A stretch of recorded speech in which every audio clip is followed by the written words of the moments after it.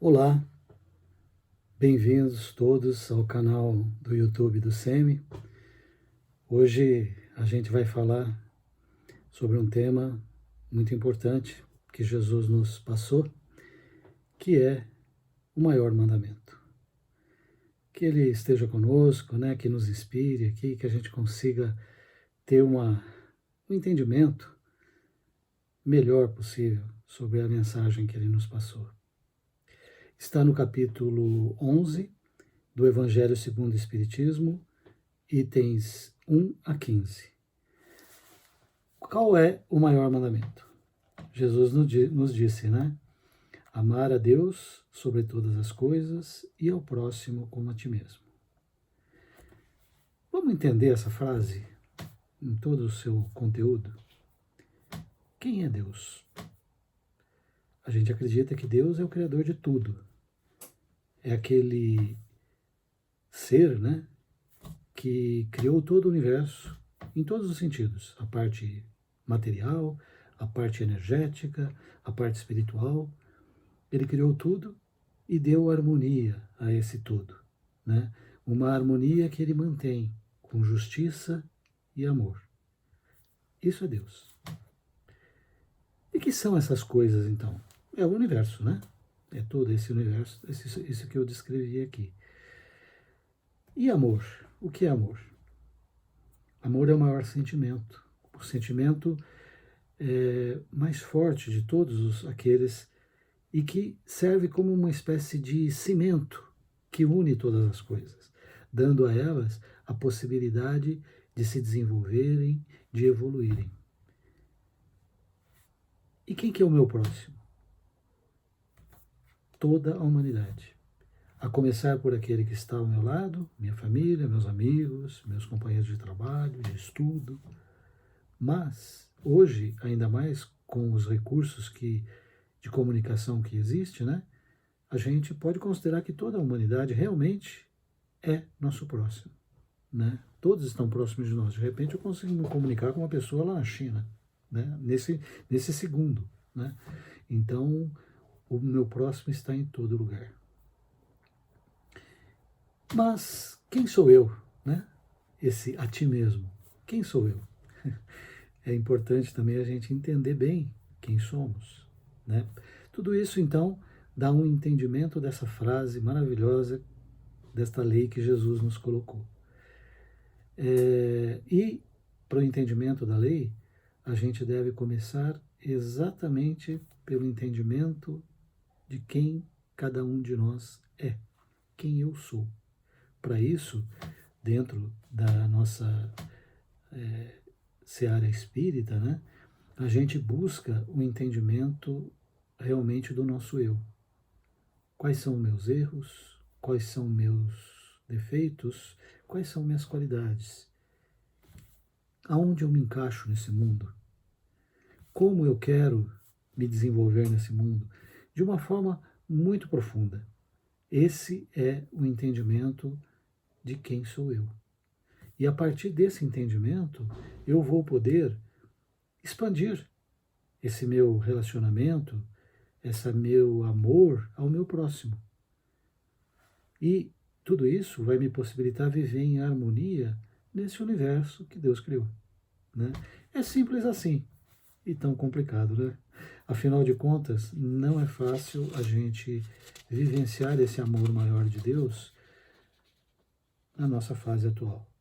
Mas a gente está em busca, e isso é um fato muito positivo.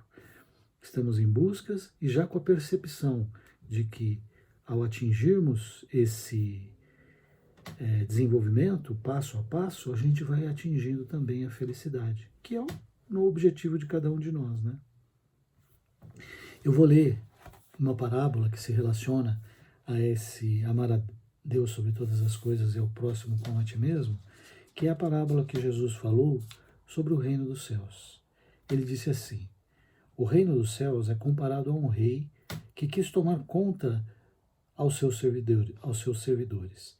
E tendo começado a fazê-lo, se lhe apresentou um deles que lhe devia 10.000 talentos. Aí ele cobrou desse servidor o pagamento desses talentos. E esse servidor não tinha como pagar. Então ele falou, então você vai ser preso, você vai sofrer, porque você não me deve e não está me pagando. E o servidor pediu perdão, ajoelhou, falou, olha, eu tenho família, eu não tenho condições agora, mas se me der uma chance, eu vou pagar tudo que eu lhe devo. E o bom Senhor, o bom Deus, né, é, condoeu daquele servidor e lhe disse, ok, vai, você tem um tempo maior para conseguir me pagar. E esse servidor saiu feliz, mas muito preocupado de como ele ia fazer esse pagamento. E uma das primeiras coisas que lhe aconteceu foi encontrar um devedor dele, alguém que lhe devia muito dinheiro. O que ele fez? Cobrou. E da mesma forma, o outro não podia pagar. E ele mandou que o prendessem. Da mesma forma, esse servidor se ajoelhou, pediu perdão, pediu que lhe desse mais tempo, que ele também tinha família, mas ele iria pagar, ele sabia que devia, iria pagar, mas o servidor, primeiro, né, ele não se condoeu da dor do próximo e o mandou à prisão. O seu senhor, por sua vez, quando soube dessa história, o chamou e falou, já que você não tem pelo seu próximo o mesmo respeito e amor que eu tive por você, você também vai sofrer agora esse julgamento. E o condenou à prisão também.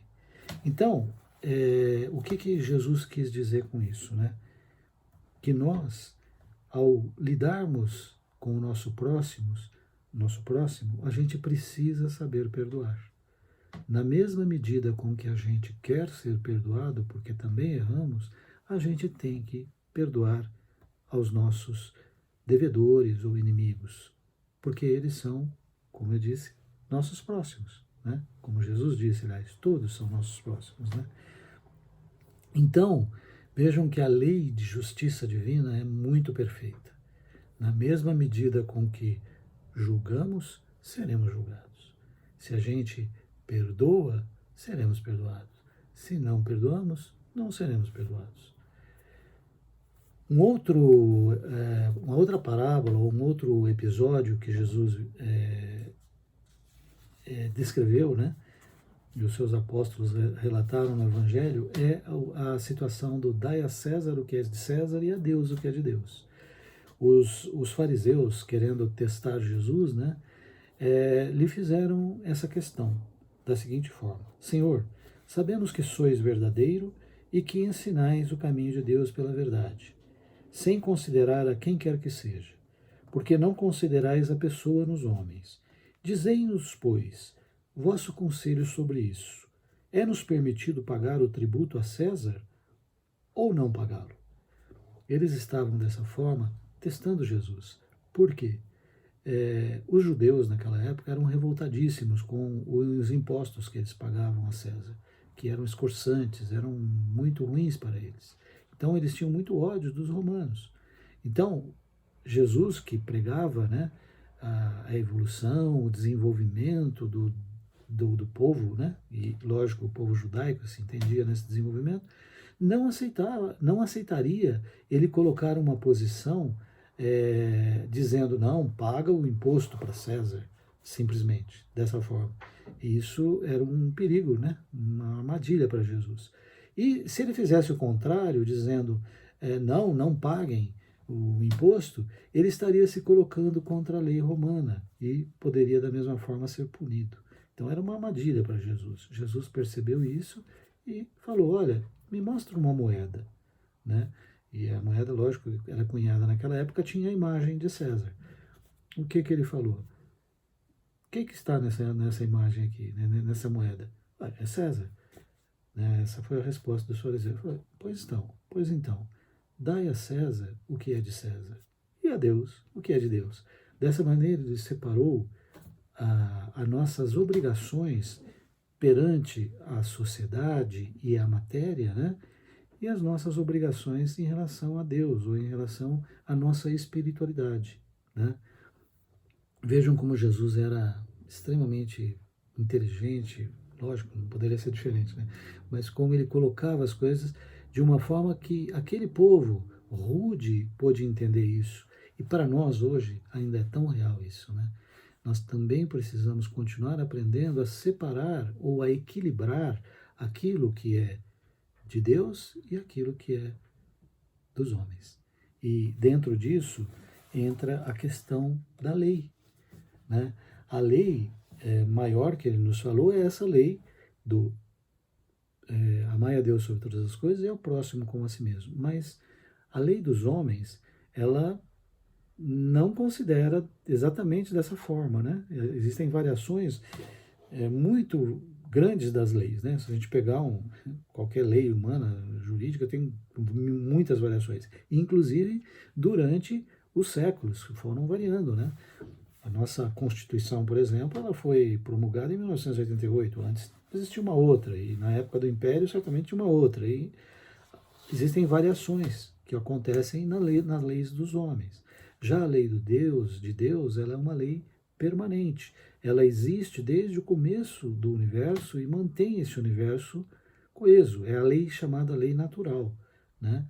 Que a própria ciência humana estuda, né? As leis físicas estudam, são leis também permanentes, mas são leis que a nossa ciência demonstra.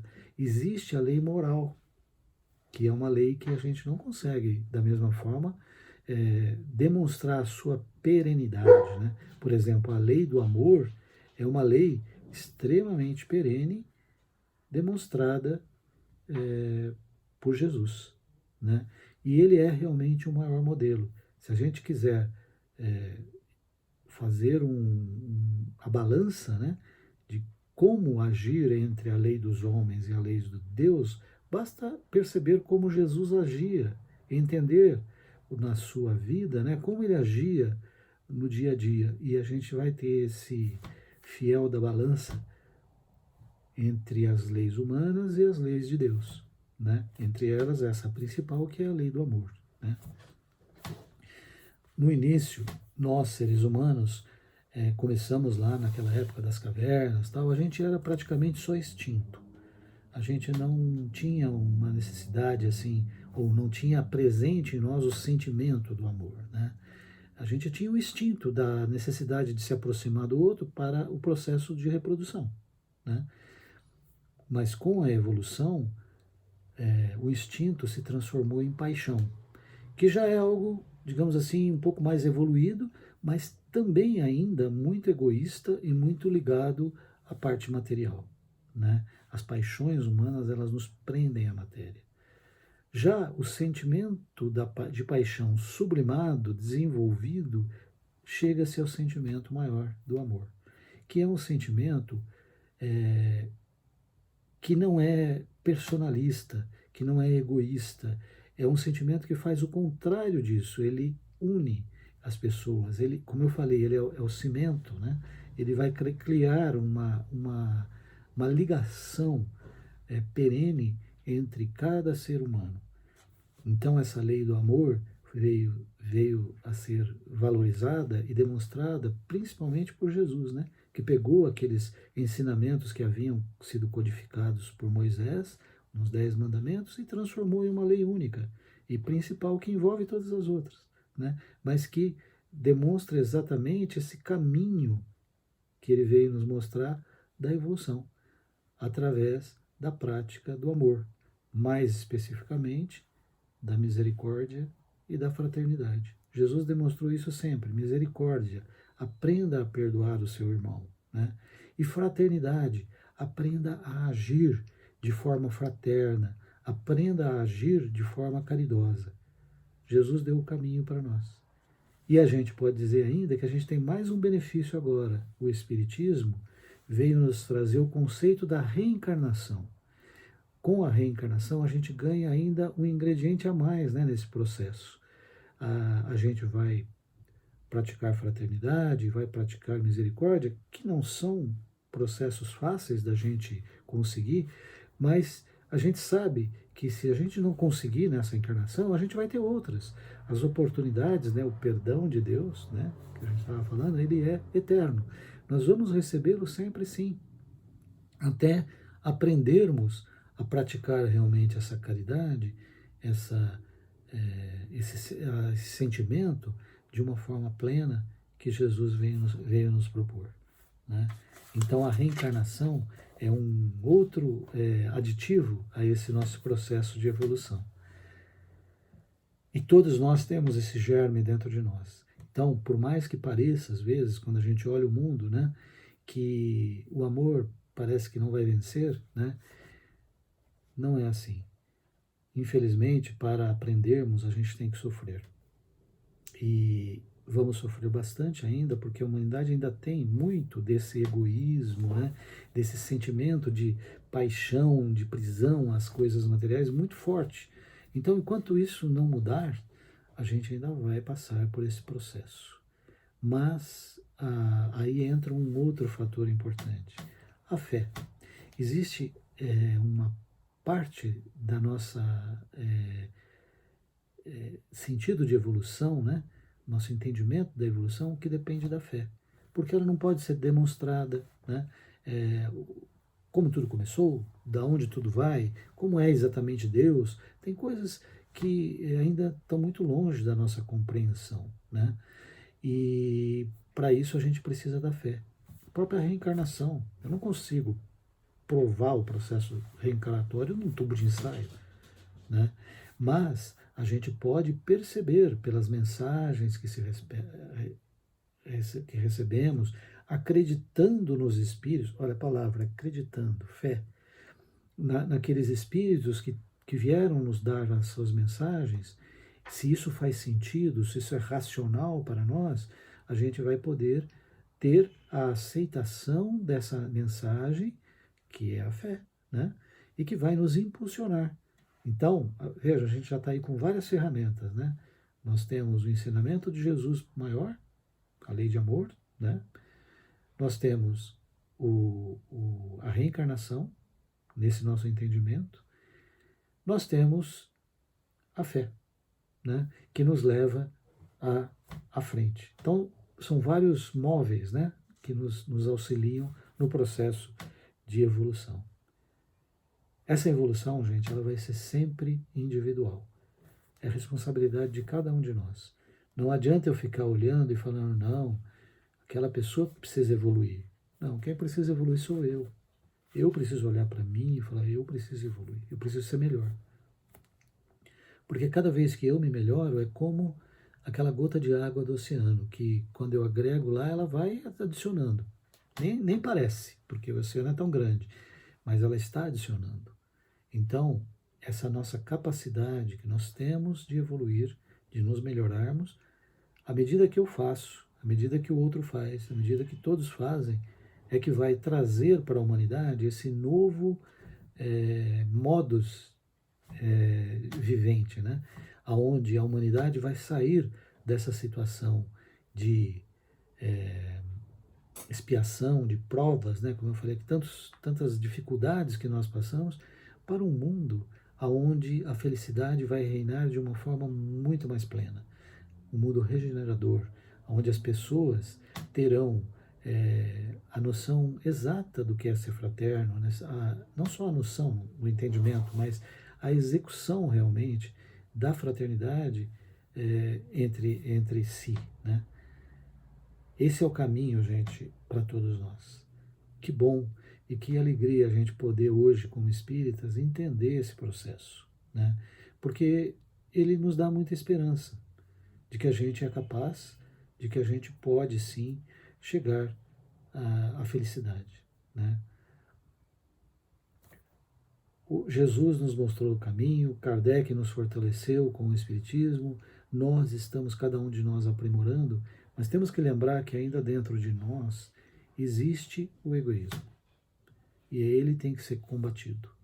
O egoísmo é o que nos prende realmente a tudo que é transitório e a tudo que é fenomenal, a tudo que é matéria, né? Ele nos prende de uma forma a nos impedir de nos desenvolvermos, né? Ele não que seja um atraso em si, porque ele faz parte, em alguns momentos da nossa evolução, até hoje ainda, a gente precisa de ser egoísta às vezes. Ainda é um mal, mas às vezes é um mal necessário, né? Então, por exemplo, existem regiões do planeta em que se uma mãe não for egoísta para segurar o alimento do seu filho morre, né? Então, ela não vai tirar o alimento do seu filho para dar ao outro, né? É um egoísmo, teoricamente, né? Mas não, porque ele é necessário naquele momento, né? Então, mas existe aqueles outros que sobra tanto, né? Tem tanto dinheiro, tem tantas posses e não é capaz de olhar com bondade ou com ajuda para alguém que está ali ao seu lado, às vezes morrendo de fome, né? Então, aí sim é um egoísmo condenável, né? Mas nós precisamos então ter a percepção, nós entendermos aonde somos egoístas e mudarmos esse processo, né? Com essas ferramentas que o bom Deus nos deu. Então, gente, amar a Deus sobre todas as coisas e ao próximo como nós mesmos. Uma palavra, uma sentença muito simples, mas ao mesmo tempo extremamente profunda, que nos dá todo o caminho, toda a chave para o nosso processo de evolução. Se a gente olhar realmente profundamente, analisarmos profundamente essa mensagem. Então, era isso que eu gostaria de ter passado para vocês nesse entendimento, né? Que Jesus esteja conosco, que Ele receba de nós todo o amor, principalmente nessa época natalina, né? Que Ele receba nosso carinho, nosso respeito, e que a gente demonstre isso através da nossa mudança, de cada um de nós. Que assim seja. Graças a Deus. Muito obrigado a todos, viu? Um abraço. Tchau, tchau.